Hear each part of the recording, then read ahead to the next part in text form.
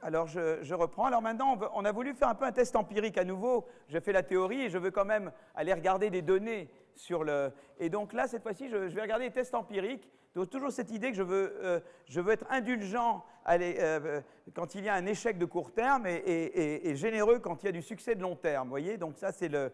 Alors que je n'aurais pas cette attitude-là s'il y avait simplement de l'effort de production routinière, d'accord ? Alors, il y a eu une étude de Pierre Azoulay et co-auteur, Manzo, tiens, toujours le même, et il regarde, et donc c'est une étude empirique de cette idée de tolérance à l'échec et à l'exploration au sein de la recherche scientifique. Et qu'est-ce qu'ils ont été faire? Ils ont été comparer des résultats de 2 programmes de recherche biomédicaux. Et donc l'un, c'est le Howard Hughes Medical Investigator Program, et avec disons, avec le financement National Institute of Health, c'est l'institut de santé. Vous savez, aux États-Unis, c'est quand même extraordinaire la recherche fondamentale, parce qu'il y a la NSF qui est l'antécédent de la NR. En fait, la NR s'est inspirée de la NSF. Et puis, il y a un autre institut qui est la National Institute of Health qui finance des recherches dans la médecine et dans la biologie. Et puis, il y a d'autres, et vous avez la NS, voilà. Et donc, il y a cette nouvelle institut qui s'est créé. Alors, on va essayer de comprendre un peu qu'est-ce que c'est que cette institution qui s'appelle le HHMI. Et en fait, le Howard Hughes Medical Investigator, c'est des choses suivantes. C'est qu'il voulait du financement pour du long terme. Donc, si vous écoutez mon administrateur, il serait content parce qu'il pousse beaucoup pour cette idée-là. Et donc, voilà, là, il y a une étude qui prouve qu'il a tout à fait dans le bon raisonnement.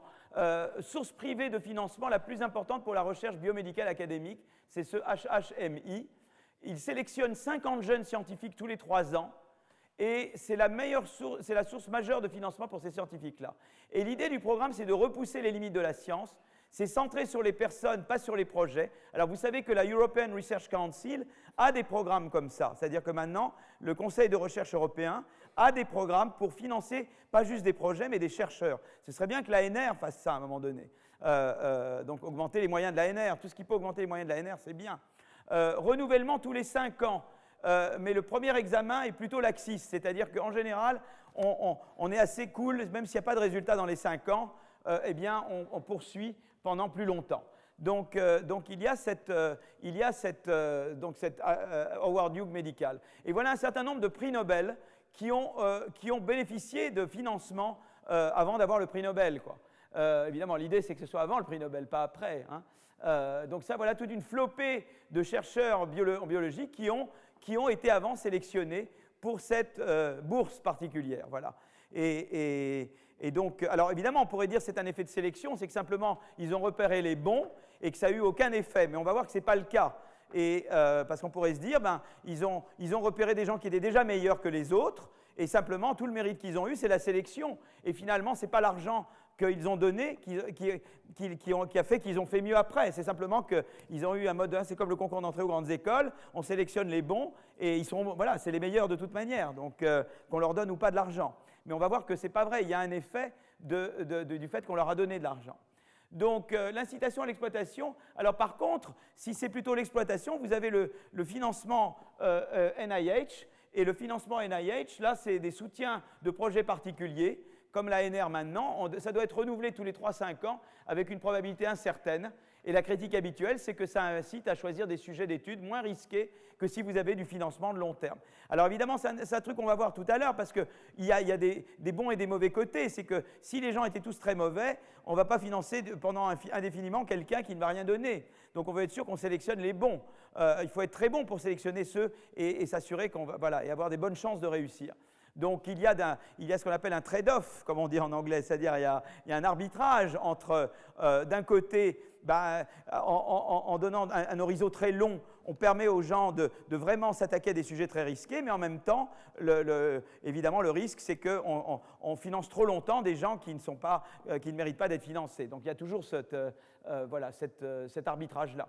Alors ça montre que, en fait, si vous voulez, là on regarde des gens, ça a été les boursiers National Institute of Health, et ça c'est les boursiers HHMI, et vous voyez qu'en général, ça c'est les délais de renouvellement, et vous voyez qu'en fait, si vous voulez, dans les délais de renouvellement, eh bien ils sont plus élevés évidemment, voyez, en général, en moyenne, eh bien, voyez, vous avez essentiellement 5 ans avant que vraiment on regarde si vous allez être renouvelé ou pas, quoi. Donc c'est le temps qu'il faut avant qu'on décide de vous renouveler ou pas. Et vous voyez que eh bien, la grande majorité, c'est 5 ans pour les HHMI, tandis que là, c'est plutôt 3 ans. Et vous voyez, très vite, ça, voilà.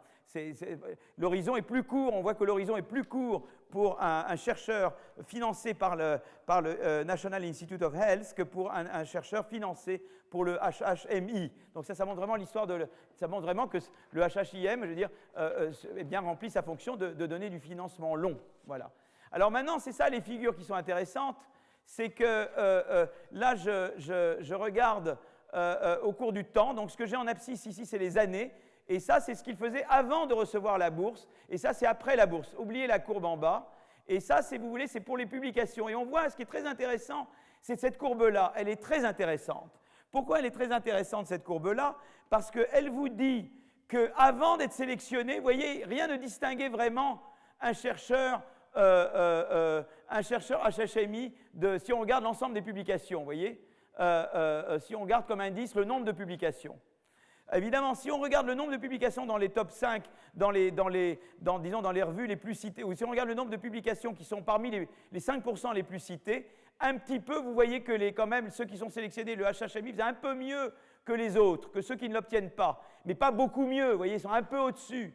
Mais ce qui est très intéressant, c'est que si on regarde d'abord le nombre de publications en ordonnée, vous voyez que d'abord, à court terme, dans les 3 ans, c'est ceux qui sont financés en pointillé, c'est les NIH, c'est ceux qui ont du financement court, et en plein et en ligne pleine, c'est l'évolution des publications de ceux qui ont un financement HHMI, IM, à chaque fois je me trompe. Et vous voyez qu'à court terme, évidemment, à court terme, il y a une meilleure performance, vous voyez, de ceux qui ont un financement court. Vous voyez, jusqu'à là, ils font un peu mieux. Mais vous voyez qu'après, ça diverge complètement, quoi. Dans l'autre sens, c'est ceux qui ont un financement long qui se débrouillent beaucoup mieux. Vous voyez ça? C'est intéressant, hein? C'est quand même extraordinaire, parce que regardez les courbes. On ne peut pas dire que c'est parce qu'ils ont pris des gens meilleurs. En tout cas, en termes du nombre de publications, vous voyez, c'est indistinguable, ces deux courbes, avant la période de la bourse. Donc ça montre bien que ce n'est pas qu'un effet de sélection, c'est un effet que la bourse elle-même a un effet pour encourager la recherche d'un certain type. Vous voyez comment on raisonne? Vous voyez comment ça marche? Alors, ce n'est pas une expérience, c'est une expérience naturelle et pas vraiment naturelle, puisqu'on ne sélectionne pas au hasard, vous voyez? C'est un peu le débat qu'a eu Zilberberg. Zilberberg, il ne ferait pas ça, parce qu'il choisirait une population exactement identique. Alors, évidemment, on ne pourrait jamais regarder rien du tout, quoi. Donc, c'est un peu le problème, quoi. Voilà, je ne veux pas parler, regarder peu de choses, disons. Voilà. Mais ça, vous ne pourriez pas le regarder, en tout cas. Donc, vous voyez qu'à court terme, ceux qui ont du NIH font un peu mieux, mais après, vous voyez, ça diverge dans l'autre sens. Et maintenant, je me restreins au nombre de publications dans les top 5. Vous voyez que ceux qui ont été sélectionnés HHIM sont un peu meilleurs que les autres, mais vous voyez, là, l'effet de sélection, il passe un peu là, vous voyez, mais vous voyez qu'après, les courbes divergent, et que c'est vraiment les HHIM qui produisent plus de publications. Et donc, ils vont pour des recherches plus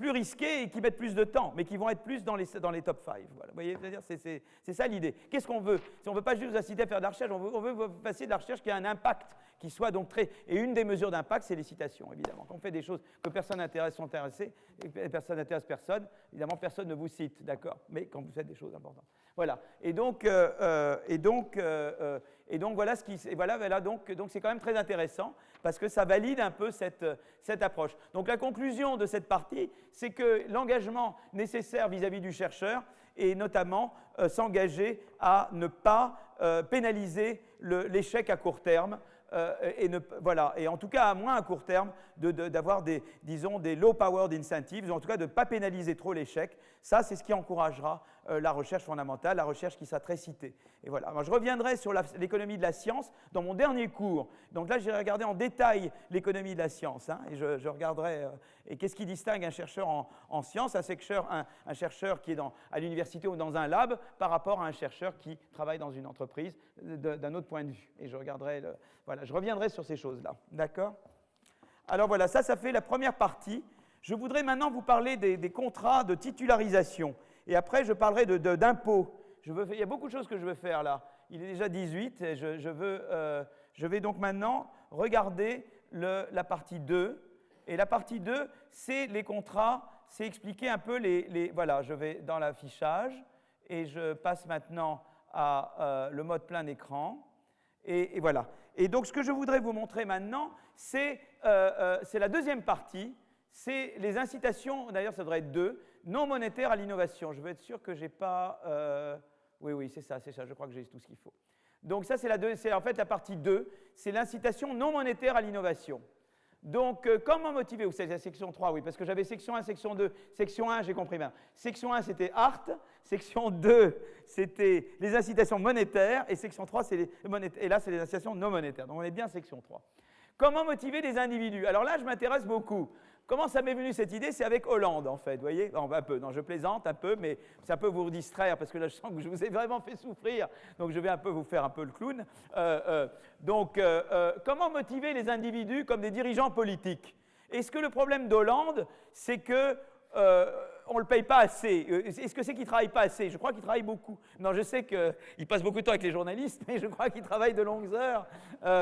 Donc voilà. Mais je crois que c'est quelqu'un qui va à son bureau tôt le matin. Vous ne pouvez pas dire qu'il prend beaucoup de vacances, etc. Je ne crois pas qu'il en prenne beaucoup. Le problème n'est pas tellement ça. Le problème, c'est qu'il ne prend pas beaucoup de... Voilà, on peut penser, ou ne pas penser, que, voilà, est-ce qu'il a pris des grandes décisions, voilà, ou pas? Est-ce qu'il a pris des décisions risquées? On est toujours sur ce risque, là, vous savez, avec la recherche. Est-ce qu'il a pris des grandes décisions risquées?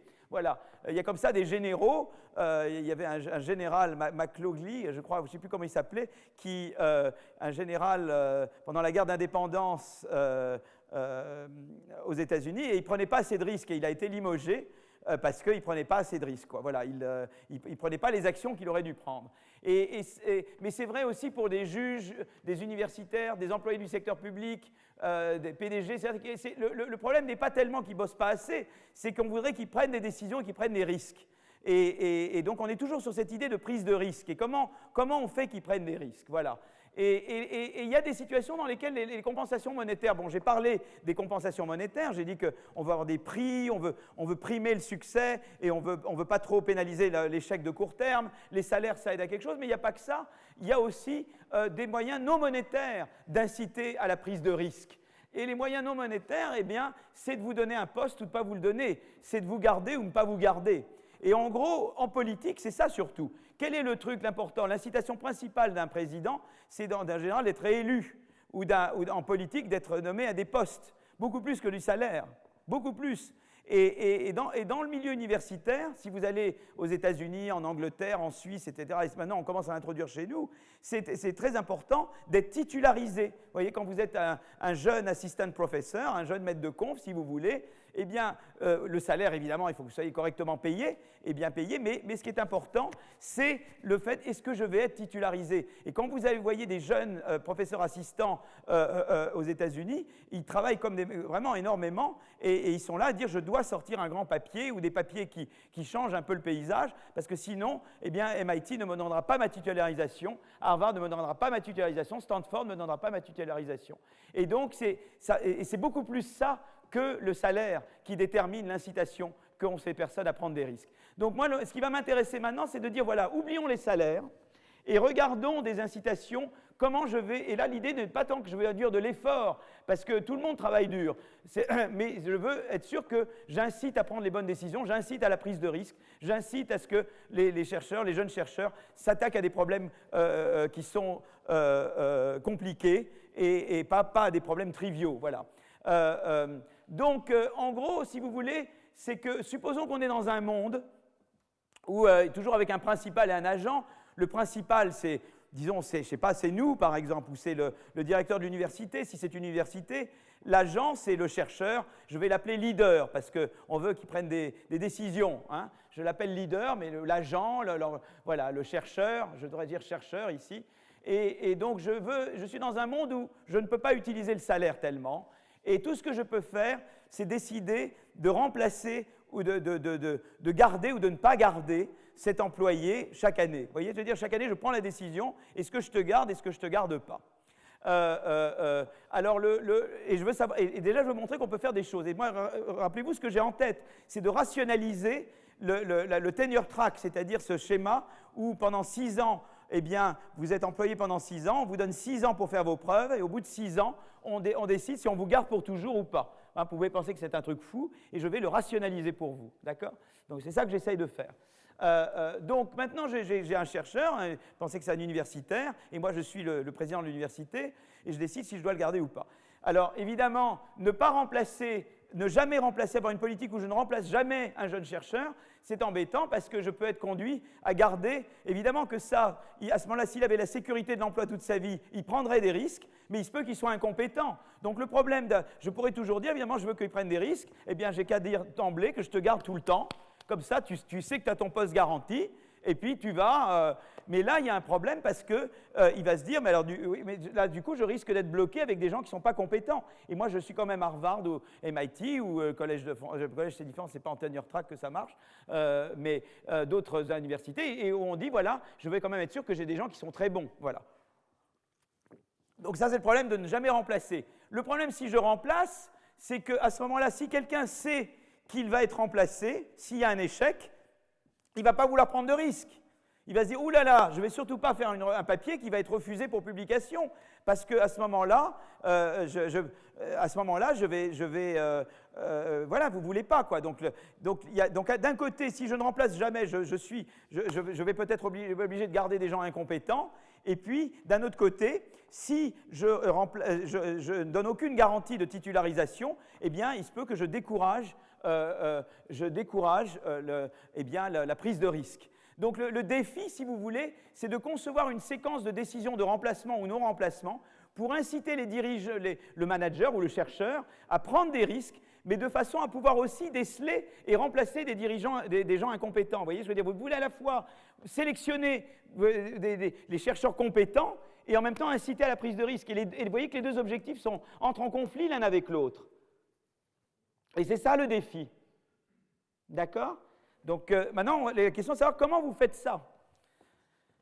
Alors là, je vais un petit peu vous mettre un peu... Alors comment je fais ça ? Eh bien, supposez que vous ayez plusieurs périodes. Donc tout ça, je vais le dire en mots. Hein, ne vous inquiétez pas, les formules, il n'y a aucun intérêt. Vous les regardez, mais écoutez-moi simplement. Donc j'ai un agent, j'ai un chercheur, et un chercheur choisit à chaque période entre une décision pas risquée, routine, et une décision risquée. C'est toujours la même histoire. Je vais supposer qu'il observe un signal sur le bien fondé de la décision risquée. Alors, si c'est quelqu'un de très compétent, le signal va être très fidèle. C'est-à-dire que le signal vous dira exactement s'il faut prendre le truc risqué ou pas. Parce que je vais supposer qu'il y a des états de la nature, un état 1 et un état 2, un état X et un état Y. Et dans l'état X, eh bien, vous devriez, le mieux, ça serait de rien faire du tout. Dans l'état Y, le mieux, ça serait de prendre l'action risquée. L'action risquée, c'est Y, l'action pas risquée, c'est X, qui vous donne 0 tout le temps. Et si j'ai quelqu'un de très compétent, eh bien, il saurait parfaitement que si on est dans l'état X ou dans l'état Y, il aurait un signal parfait de l'état. Et à ce moment-là, il saurait choisir. Mais un incompétent, il reçoit un signal dont il n'a aucune idée de l'état, quoi. Et comment je définis la compétence ? C'est que quelqu'un de compétent, il a un signal qui est très informatif sur l'état, et quelqu'un d'incompétent, il a un signal qui n'est pas du tout informatif sur l'état, il prend au hasard, quoi, l'action.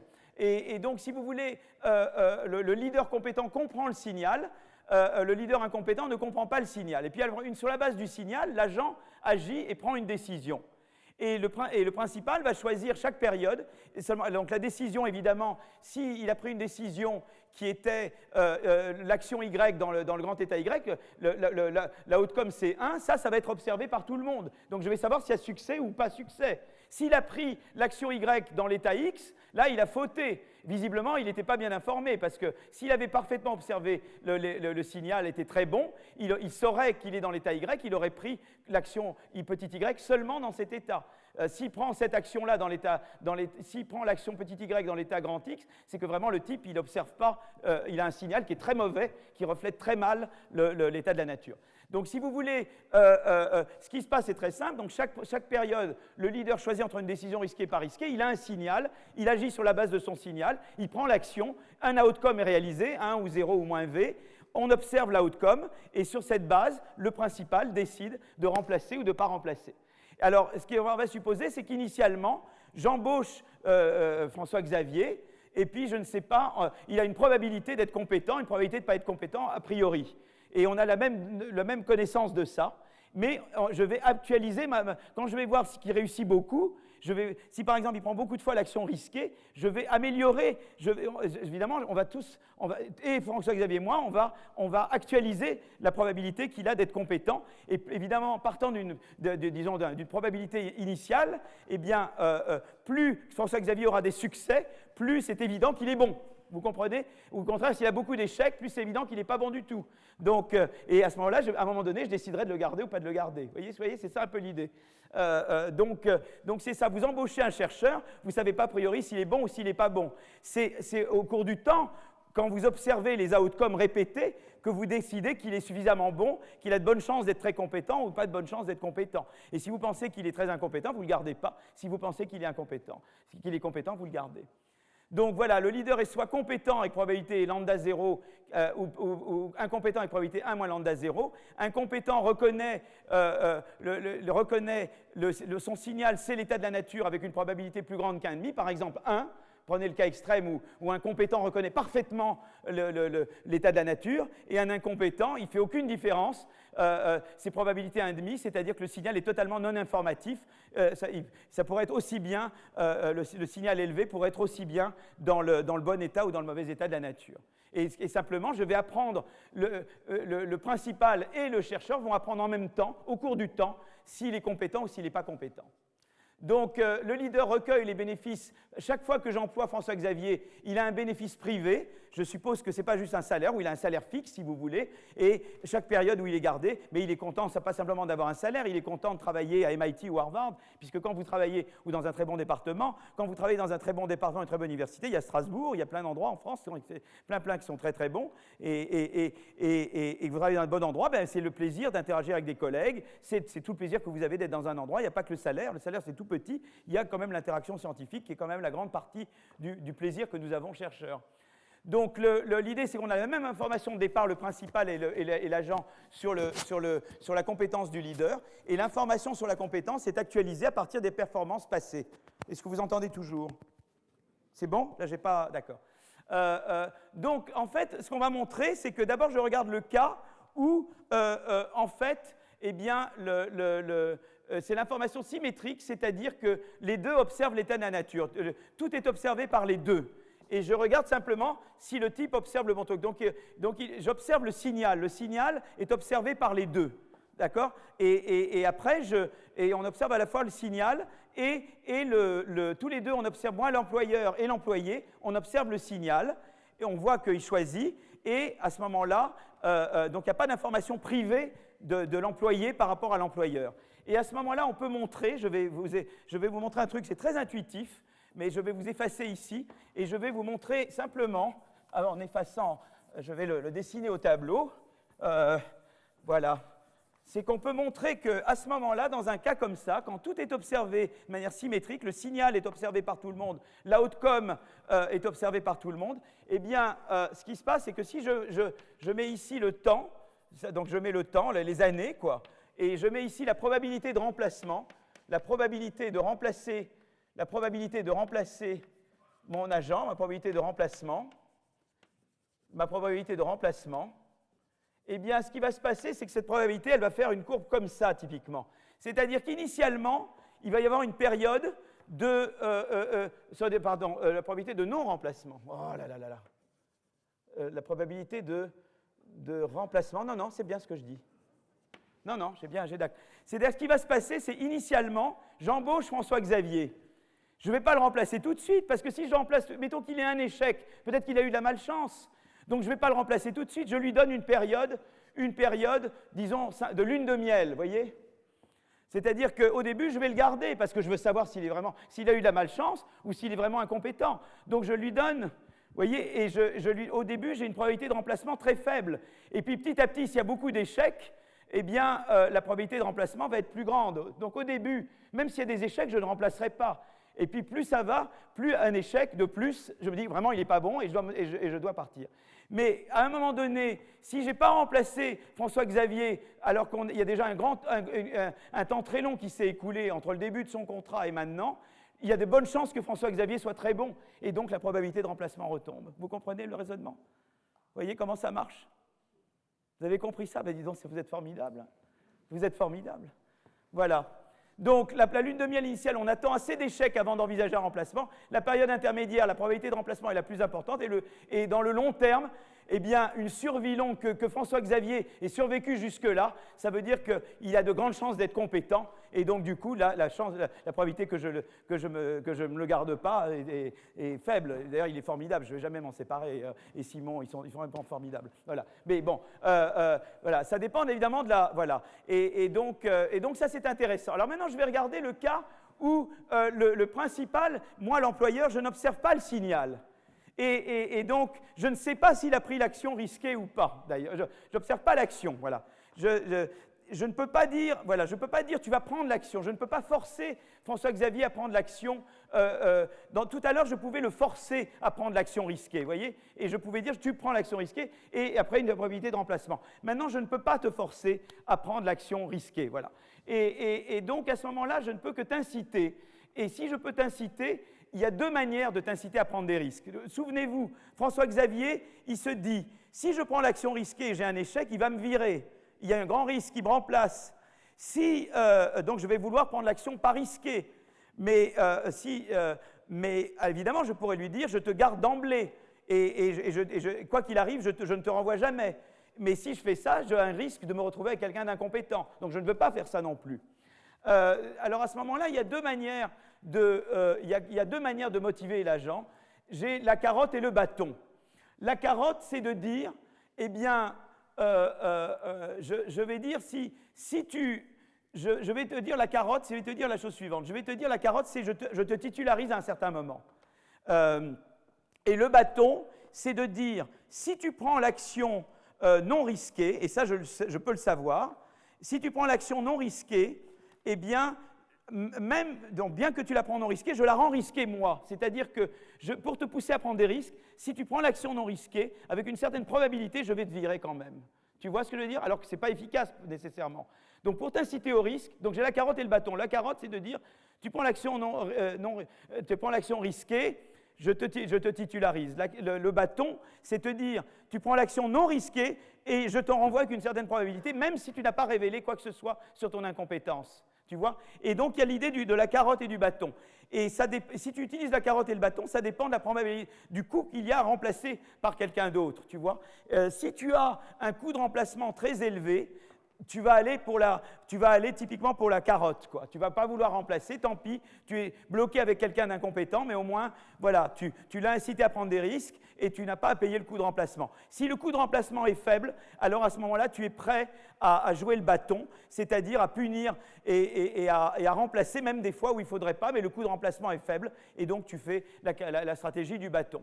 Et donc voilà, donc si tu veux, donc si le coût de remplacement est élevé, tu vas donner dans un cas où il y a 2 périodes seulement, tu vas donner tout de suite la titularisation à François-Xavier. Et si le coût de remplacement est faible, alors tu le remplaces s'il prend une décision, tu peux le remplacer à tort s'il prend une décision risquée, tu le maintiens s'il prend une décision à raison, s'il prend comme il fallait une décision risquée, et tu le conserves avec une probabilité qui n'est pas 1 s'il prend l'inaction. Donc, maintenant, quand tu fais un modèle à 3 périodes, tu peux avoir un remplacement aléatoire. C'est qu'à 3 périodes, la différence, c'est que tu peux avoir une période probatoire. 3 périodes, je peux utiliser la première période pour savoir si Simon est bon ou pas, s'il a du succès ou pas. Je lui laisse la possibilité. Et ensuite, je peux, selon qu'il a eu du succès ou pas, eh bien, décider que je vais le titulariser après ou pas. Donc, j'ai plusieurs choses que je peux faire à 3 périodes. Je peux d'abord dire à Simon, je te garde, quoi qu'il arrive, dès le début. Et puis après, je peux prendre une décision qui est de dire, je te conserve en dernière période si tu as fait un choix risqué qui a marché en deuxième. Et puis, tu peux dire, je ne te garde pas si tu as fait une action risquée en deuxième période qui ne marche pas. Et pour décourager, et en fait, ce que tu peux montrer, c'est qu'à nouveau, si tu as des coûts de remplacement très faibles, eh bien, ce qui est optimal, c'est la politique du bâton complet, c'est-à-dire que je ne fais jamais titularisation, mais pour décourager l'action non risquée, je dis, si tu prends une action non risquée, quoi qu'il arrive, avec une certaine probabilité, je te vire, d'accord? Ça, c'est si c'est très non coûteux de remplacer. Si c'est très coûteux de remplacer, je te donne la tenure tout de suite. Et dans les cas intermédiaires, je dis non, tu expérimentes aux premières périodes. Si tu as raté, je te vire, mais si tu as réussi, je te tenure. Et ça, c'est le contrat qu'on observe dans les collèges, dans les lycées. Tu vois, dans les lycées, je veux dire, dans les universités américaines ou dans les grandes universités. C'est de dire, c'est le cas où je te donne une période probatoire, et au bout de la période probatoire, je décide si je te titularise après la période probatoire ou pas. Et là, tu peux rationaliser complètement. Tu peux dire, voilà, il y a, disons, une zone où tu veux titulariser tout de suite, une zone où tu ne veux jamais titulariser, et une zone de coût de remplacement où l'optimum, c'est de dire, voilà, j'ai le meilleur des deux mondes, je laisse essayer, parce que le coût de la titularisation tout de suite, évidemment, c'est que je suis bloqué avec des gens pas compétents. Si j'attends un peu pour titulariser, j'ai plus de chances d'avoir quelqu'un de compétent. Tu comprends? Mais quand même, je lui donne la titularisation à un certain moment pour lui donner l'encouragement de prendre une action qui est risquée. Vous voyez, c'est ça un peu vous voyez un petit peu comment ça marche? Voilà, donc quand j'ai des coûts faibles de remplacement, c'est le remplacement aléatoire qui est optimal. Quand j'ai des coûts intermédiaires, c'est la tenure sous condition, c'est-à-dire période probatoire et je tenure après. Et des coûts très importants, je donne la tenure immédiatement. Donc voilà, les coûts faibles, solution du bâton. Coût intermédiaire, solution de la demi-carotte. Coût important, solution de la carotte totale. Voilà. Donc, si vous voulez, en fait, ce qui est intéressant, c'est qu'on peut rationaliser. Vous voyez, on peut, même si on oublie les incitations, mais on obtient à nouveau l'idée qu'il faut donner de la sécurité. Pour inciter à la prise de risque, vous devez donner de la sécurité. Mais le problème de donner de la sécurité, c'est que vous risquez d'être bloqué avec des gens pas compétents. Et c'est ça toute la difficulté de donner des incitations à la recherche. Vous voulez donner un filet de sécurité, mais vous ne voulez pas que ce filet de sécurité soit tel que vous êtes bloqué avec des gens qui ne feront jamais de la très très bonne recherche, quoi. Vous devez à la fois sélectionner et en même temps donner des incitations à la prise de risque. Et c'est la combinaison des deux choses qui fait qu'on obtient cette mélange de période probatoire et ensuite de titularisation, quoi. Donc c'est intéressant, parce que c'est des contrats qui en France, c'est un gros truc de faire passer la tenure track. C'est une révolution avec les contrats de droit public et les contrats de droit privé, de reconstituer la tenure track en France. Mais je crois que c'est un système qui a fait ses preuves parce qu'il a réussi à faire ça. Alors je vous ai fait souffrir énormément, mais là maintenant, il est 37 et je vais maintenant vous parler de choses beaucoup plus agréables, parce que vous avez beaucoup souffert jusqu'à maintenant, et je vais parler d'incitation. La troisième partie que je vais faire, voilà, je vais vous parler de fiscalité. Alors, je commence aujourd'hui sur la fiscalité, je terminerai la prochaine fois. Je vous ai dit, il y a tout un... En fait, je vous ai dit que là, c'est vraiment l'incitation que l'État peut donner à des innovateurs. Et l'important, c'est une dimension importante, c'est l'incitation fiscale. Et il y a eu plusieurs études, maintenant il va y en avoir de plus en plus, qui regardent la fiscalité de l'innovation. Voilà. Un des grands manques dans les débats sur la fiscalité, c'est qu'on ne sait pas distinguer, ce que j'ai dit la dernière fois, entre un Carlos Slim et un Steve Jobs. On ne sait pas distinguer entre un innovateur et un non-innovateur. Et ça a des conséquences très importantes. Je vais d'abord aujourd'hui regarder l'effet de la fiscalité sur la recherche-développement au sein des entreprises. Et je vais ensuite, la prochaine fois, pour commencer, regarder l'effet du système fiscal sur la mobilité internationale des inventeurs. Donc, laissez-moi commencer par regarder le premier, et je m'en tiendrai au premier pour aujourd'hui.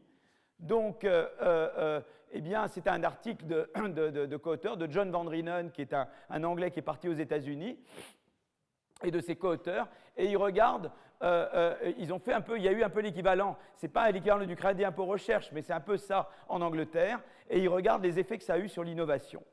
Et donc il y a eu de nombreuses, il y a eu par exemple des études sur l'impact du crédit impôt recherche en France, mais il y a toujours un problème de causalité, parce qu'on ne sait jamais si c'est parce qu'on a donné le crédit que la recherche, que l'innovation a lieu, ou parce qu'on a sélectionné, ou est-ce qu'il y a, c'est une corrélation, mais pas une causalité. Donc c'est toujours, vous savez, je vous ai toujours expliqué que quand on voit des corrélations entre des variables, ce n'est pas toujours très clair qu'elles reflètent une causalité de ce que vous cherchez. Vous voyez, par exemple, d'ici, je voudrais qu'il y ait un effet causal de la fiscalité sur l'innovation. Et donc, il y a peu de preuves des impacts sur les produits innovants. Donc c'est ça que fait Van Reenen. Et Van Reenen, il évalue l'impact du système fiscal britannique sur la R&D et les brevets en entreprise. Et ce qu'il fait, c'est qu'ils exploitent une discontinuité dans les aides à la R&D. En fait, ce qui s'est passé, c'est qu'il y a eu une baisse des seuils d'éligibilité pour les PME en 2008. Voilà. Donc on devient, en fait, si vous voulez, on devient éligible une hausse, en fait, non? C'est une hausse de l'éligibilité, pas une baisse. C'est-à-dire qu'avant, il fallait être tout petit pour bénéficier, c'est une hausse. Avant, il fallait être tout petit pour bénéficier de l'éligibilité, et ensuite, ce qu'on a fait, c'est que c'était plus grand. Vous voyez, ça veut dire, par exemple, je vais vous tracer ici la taille de la PME. Je vais vous tracer la taille de la PME. Voilà, taille de l'entreprise par le nombre d'employés ou par le chiffre d'affaires. Là, c'est par le chiffre d'affaires. Taille des entreprises. Eh bien, ici, il fallait un seuil là, et on déplace le seuil ici. C'est-à-dire qu'avant, on était moins imposé pour la R&D jusque-là, et après, on était plus, et après, on déplace ce seuil-là, en 2008, et on regarde l'effet que ça a sur ces firmes-là, évidemment. Vous voyez ? Et c'est ça qui est... Donc, il y a une expérience naturelle, et on regarde l'effet. Et en quoi l'effet est différent pour ces firmes que pour celles qui étaient déjà là. On veut montrer notamment qu'il n'y a pas d'effet pour les firmes au-dessus, qui, elles, sont soumises au même régime avant et après 2008. Tandis que ces firmes-là ne sont pas soumises au même régime avant et après 2008. Vous voyez ? Et on veut regarder l'effet que ça a. Et c'est comme ça qu'on essaie de voir une causalité. Vous voyez ? Donc, on fait ce qu'on appelle une regression discontinuity. On essaie de voir, de dire, voilà, il y a une discontinuité, et on va essayer de capturer avec l'économétrie cette discontinuité à ce seuil, vous voyez, qui est le seuil d'éligibilité. Alors, la politique fiscale, elle est basée sur le montant total de R&D, et le crédit d'impôt américain, lui, est calculé en fonction de l'augmentation de R&D par rapport aux années précédentes. Alors, donc, voilà, donc c'est un petit peu le système britannique d'aide à la R&D en général, mais le problème, c'est de savoir qui est éligible et qui n'est pas éligible à différents régimes. Et là, qu'est-ce qu'on fait? C'est que ce qui est important, c'est qu'en 2008, eh bien, on augmente la taille minimale d'éligibilité des PME. C'est-à-dire qu'en fait, si vous voulez, eh bien, avant 2008, eh bien, il fallait avoir un actif inférieur à 43 millions de livres, c'est ça? Euros? 43 millions d'euros pour être éligible. Et en 2008, eh bien, on porte cet actif à 86 millions d'euros. Vous voyez, donc toutes les firmes qui ont moins de 86 millions d'euros deviennent éligibles. Et éligible, ça veut dire qu'en fait, il y a quoi, 75% de déduction pour la R&D avant et 30% après, c'est ça en fait. Hein. Vous voyez, donc il y a vraiment une chute. Quand vous n'êtes plus éligible, eh bien la déduction, elle est de 75% pour ceux qui sont éligibles, contre 30% pour les grandes entreprises, vous voyez, qui sont à la droite du seuil. Et on bouge le seuil, voilà. Donc là, on bouge le seuil, et on va voir qu'est-ce que ça fait de bouger ce seuil, d'accord? Donc les données, c'est des données de firmes entre 2000 et 2012 en Grande-Bretagne. On a des données sur leurs dépenses de R&D et leurs charges financières. On a des données financières sur l'entreprise, et on a des données de brevets. Et on met toutes ces données ensemble, et voilà. Et alors là, vous embêtez pas avec l'équation, simplement ce que veut dire, c'est qu'on veut voir comment la R&D varie en fonction d'une indicatrice qui est une indicatrice d'éligibilité, et de savoir si vous êtes inférieur à 86 milliards en 2007 ou pas, d'accord? Et donc, c'est une indicatrice. Évidemment, si vous êtes inférieur à 86 millions d'euros en 2007, vous êtes éligible. Si vous êtes supérieur à 86 millions d'euros, vous n'êtes pas éligible, d'accord? Donc, ceux qui sont au-dessus, dont le total, les actifs en 2007 étaient supérieurs à 86 millions d'euros, ils ne seront jamais éligibles. Et ceux dont l'actif sont inférieurs à 86 sont éligibles au titre de la loi nouvelle. Ils n'étaient pas au titre de la loi, évidemment, une partie d'entre eux n'étaient pas éligibles au titre de la loi ancienne. Et ce qu'on voit, c'est la chose suivante, c'est qu'en général, eh bien, les dépenses de R&D, vous voyez, elles croissent avec la taille de l'entreprise. Mais vous voyez que là, il y a un saut. Vous voyez ce que je veux dire? Donc, d'une manière générale, là, il y a une relation positive entre les dépenses de R&D et la taille de l'entreprise. Mais vous voyez que là, ça saute. Vous voyez que là, ça saute vers le bas. Vous voyez? Et on a un manque à gagner. Donc, celles-là, elles ne sont pas éligibles. Et vous voyez, il y a un saut qui se passe ici. Et là, c'est très intéressant parce qu'on regarde l'effet de la politique, si vous voulez, de ce qu'il y avait avant. Donc, avant la politique, on voit qu'il n'y a pas d'effet d'être en dessous de la taille.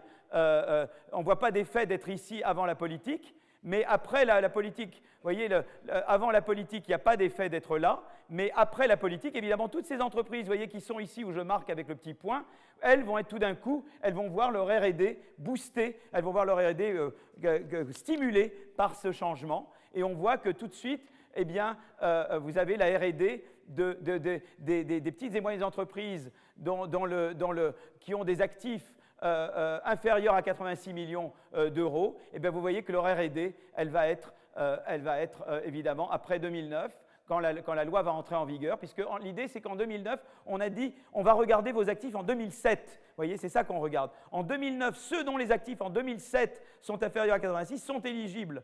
Et donc, on voit tout de suite que ça a un effet très positif sur leur R&D pour les années suivantes. Voilà. Donc vous voyez l'effet qui est très très positif. Là, on regarde l'effet moyen. Là, on a regardé chaque année. Là, on a fait la moyenne sur les années 2006-2008. On voit qu'il n'y a pas d'effet moyen avant la politique, mais il y a un effet moyen très fort après le changement de seuil. Et donc, la différence est avec une différence très significative et grande. Donc, il y a vraiment l'effet. On a stimulé la recherche dans ces entreprises. On peut regarder en termes de stimulation sur l'effort de recherche, mais on peut regarder aussi en termes de stimulation sur le nombre de brevets, parce qu'après tout, on peut dire, la recherche, il faut que ça serve à quelque chose, il faut que ça serve à produire des brevets, des innovations. Eh bien, on regarde, au lieu de regarder la R&D, on fait la même chose que tout à l'heure, mais en regardant le nombre de brevets. Et là, on a exactement la même chose, on a cette discontinuité, donc le nombre de brevets augmente avec la taille, mais vous voyez que vous avez cette discontinuité au seuil, c'est-à-dire que là, il y a tout d'un coup, eh bien, évidemment, ces gens-là ne sont plus éligibles, alors que jusque-là, on était éligibles, et vous voyez ce saut qui est là, et on retrouve exactement le même tableau que tout à l'heure, même type de tableau, mais maintenant, ce que je regarde, ce n'est pas l'effet sur l'input en recherche, mais sur l'effet en output de recherche, qui est le nombre de brevets, et vous voyez que vous n'avez pas d'effet avant la politique, mais vous avez un effet très important après que la politique soit mise en œuvre, pour les firmes qui ont un actif en 2007 inférieur à 86 millions d'euros. Et donc ça, c'est l'effet moyen sur les 3 années, pour celles avant que la politique soit mise en œuvre. Ça, c'est l'effet après, et ça, c'est la différence qui est significative. Et donc, vous voyez le même genre que vous regardez l'effet sur la dépense en R&D et l'effet sur l'output de recherche, vous voyez que vous avez un effet très clair de l'incitation fiscale. Vous voyez, la fiscalité, ça a un effet. Quand il y a des gens qui vous disent la fiscalité, ça n'a aucun effet sur l'innovation, c'est faux, ça a un effet très important sur l'innovation. Voilà. On peut regarder aussi la qualité des brevets, parce qu'on aurait pu se dire, finalement, il y a 2 types de brevets. Il y a les brevets qui sont de moyenne qualité. Ces firmes anglaises, à ce moment-là, elles iraient breveter uniquement en Angleterre. Et il y a les brevets EPO, qui sont les brevets européens, qui sont beaucoup plus exigeants que les brevets purement anglais. Et là, on pourrait dire, on aurait pu penser qu'on pousse à plus de brevets, mais des brevets qui ne sont pas de bonne qualité. Or, vous voyez que les brevets EPO augmentent également à la suite de la politique. Vous voyez ? Et donc, c'est très intéressant de voir qu'il y a cette augmentation des brevets, non seulement en quantité, mais également en qualité, si vous mesurez ici la qualité par la fraction de brevets qui est brevetée EPO. Voilà. Alors maintenant, on peut regarder comment les brevets dépendent de la R&D, et parce qu'on peut dire, voilà, l'idée c'est de dire quoi? C'est que j'ai incité à de la R&D qui a incité à des brevets. Pour le moment, qu'est-ce que j'ai montré? J'ai montré que ça a incité d'un côté à de la R&D, de l'autre côté au brevet. Mais moi, ce que j'aimerais maintenant montrer, c'est que ça incite au brevet parce que ça incite à la R&D. Vous voyez, je veux dire, je voudrais maintenant mettre en évidence que c'est parce que ça a incité à plus de R&D que ça a conduit à plus de brevets. Ça aurait pu inciter à plus de brevets par de la sélection simplement, et pas par le fait que j'ai incité à plus de R&D qui, elle, a produit les brevets. Hein. Et là, ce que je fais, c'est que j'instrumente.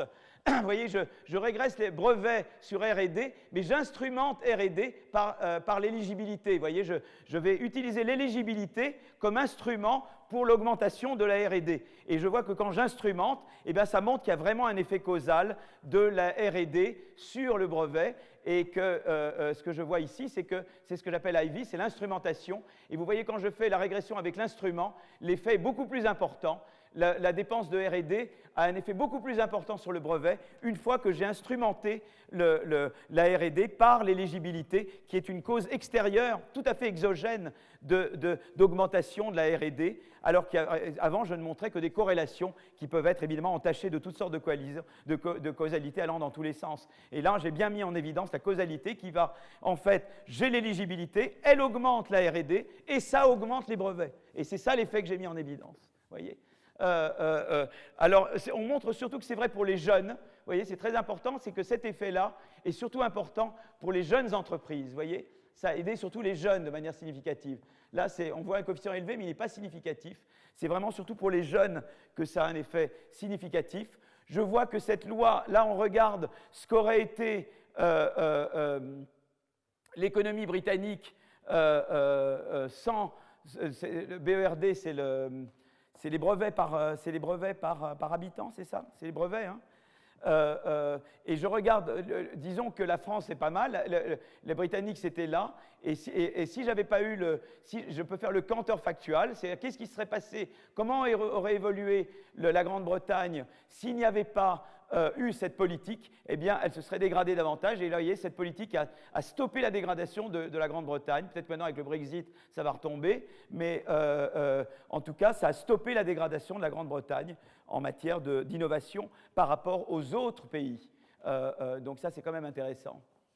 Voilà. Et alors, également, ce que montre ce diagramme, ce transparent-là, c'est qu'en fait, eh bien, on montre que non seulement ça a aidé à l'innovation à la R&D dans l'entreprise elle-même, mais également dans des entreprises qui ont une distance technologique faible avec cette entreprise. C'est-à-dire il y a des entreprises qui ont en fait, dont on peut penser qu'elles bénéficient d'externalités technologiques de cette entreprise, qui ont des caractéristiques communes avec cette entreprise. On a des mesures d'externalité technologique, de distance technologique, et on voit, c'est très intéressant, c'est que ça ne profite pas seulement, vous voyez, de la même manière que je vous rappelle que je vous avais dit que l'innovation profitait à un travailleur et aux gens qui travaillent avec lui, ben c'est un peu la même chose pour les entreprises, c'est-à-dire que aider des PME, aider des firmes à innover davantage en faisant une fiscalité intelligente, ça aide non seulement la R&D dans ces entreprises, mais également dans d'autres entreprises qui ont des externalités, qui sont, disons, sur lesquelles ces entreprises ont des externalités technologiques,